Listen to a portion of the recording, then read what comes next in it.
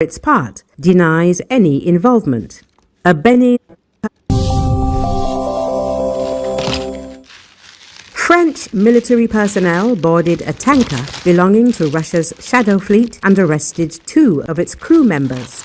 The vessel, moored off the coast of France, was allegedly linked to recent drone flights over Denmark, the Telegraph reports. Denmark called these intrusions an extremely serious attack on critical infrastructure as they disrupted air travel and forced the closure of Copenhagen Airport.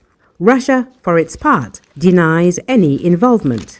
A Benin-flagged tanker has been blacklisted by the European Union as part of a Russian shadow fleet of oil vessels used to evade sanctions. The vessel, known variously as the Boracay, Pushpa, or Kiwala, had been anchored for several days near the western port of Saint-Nazaire.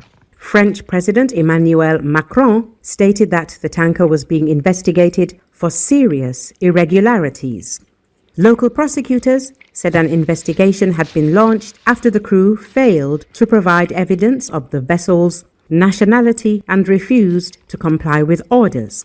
The Kremlin said it knew nothing about the vessel, but added that Russian military forces sometimes have to act to restore order when foreign countries commit what Putin's press secretary Dmitry Peskov called provocative actions. The tanker was heading from the Russian port of Primorsk to India. According to the Wall Street Journal, the vessel was traveling south through the Bay of Biscay, but then turned east and headed for Saint-Nazaire, home to Europe's largest shipyard. Earlier in the voyage, the ship passed near Denmark around the same time as the drone attacks began on the evening of September the 22nd. This raised investigators' suspicions. Macron, however, stated that he would not comment on whether the ship was connected to the drone operations that paralyzed Danish airports for several days and forced the country to go on high alert. We will do everything we can to find out and clarify after the drone attack on Denmark. Rest assured, he said on the eve of the meeting of European leaders in Copenhagen.